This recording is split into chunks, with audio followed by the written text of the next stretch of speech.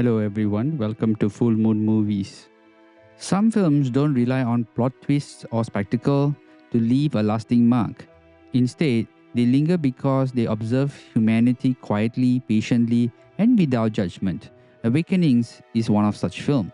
Revisiting it in 4K is not about rediscovering visual grandeur, but about rediscovering emotional precision.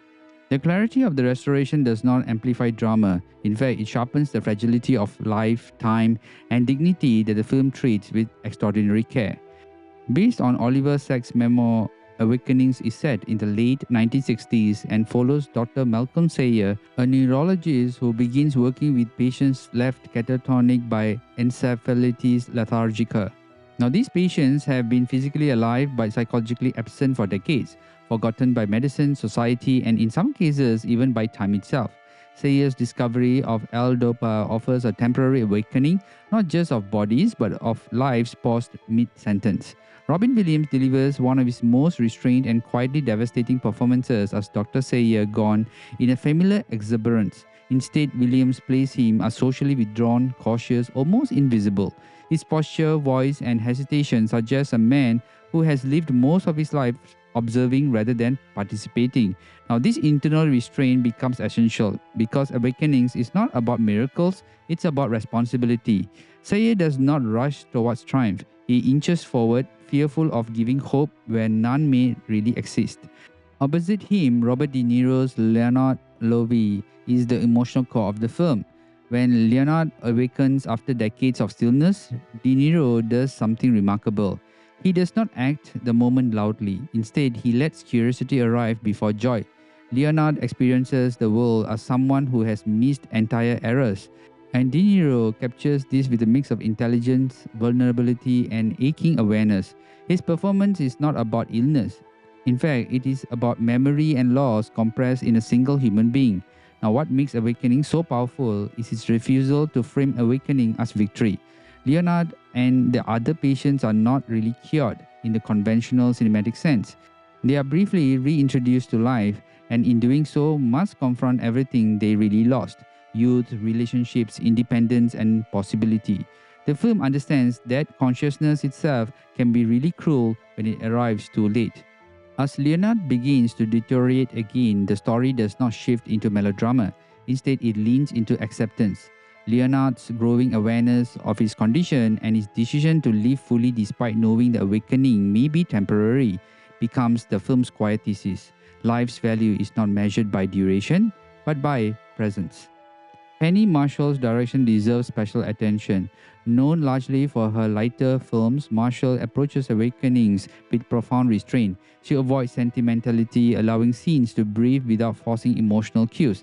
There's no manipulative musical swells, no cinematic declarations of meaning, and the hospital environment is sterile but never cold.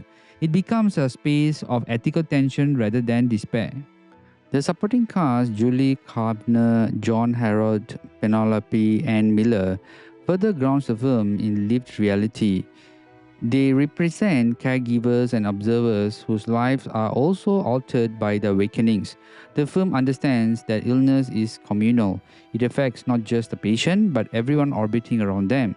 In 4K, Awakenings benefits from subtle improvements rather than dramatic transformation. Skin tones, lighting, and facial expressions gain clarity, which enhances the film's reliance on performance. De Niro's eyes, alert, fearful, hopeful, becomes even more expressive. Williams' slight physical hesitations are more noticeable. This is a film where resolution matters less than observation, and the restoration respects that. What resonates most today is how Awakenings reframes the idea of productivity and worth. These patients are not useful in an economic sense. Yet the film insists on their humanity. Leonard's desire to dance, to flirt, to argue, to exist, these are not just side effects, they are points. In a modern world obsessed with efficiency, Awakenings feel quietly radical in asserting that life does not need justification. The film also asks difficult ethical questions without answering them. Was it right to awaken the patients knowing that the effect might be temporary? Is brief joy better than prolonged stillness? Now, the film refuses to take a definitive stance, trusting that the audience to sit with discomfort. Now, that trust is rare. As Leonard ultimately returns to his frozen state, the film does not collapse into despair. Instead, it offers something gentler recognition, which is Leonard was seen, he was heard, he lived again, even if briefly. And that really matters. Awakenings ends not just with resolution, but with remembrance. Dr. Sayer, changed by his patients, steps more fully into the world, carrying their experiences with him. Now, the awakenings may have ended, but the transformation did not.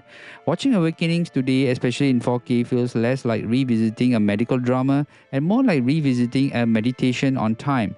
It reminds us that consciousness is fragile, that life is really unpredictable, and that dignity exists even in stillness. It's not a loud film, it does not demand attention, it waits for you to meet it halfway, and when you do, it really stays with you, not because of what it shows, but because of what it understands. Awakenings is not about curing the body. In fact, it is about honoring the life that exists within it, however briefly it may surface. Now, this movie is a must watch.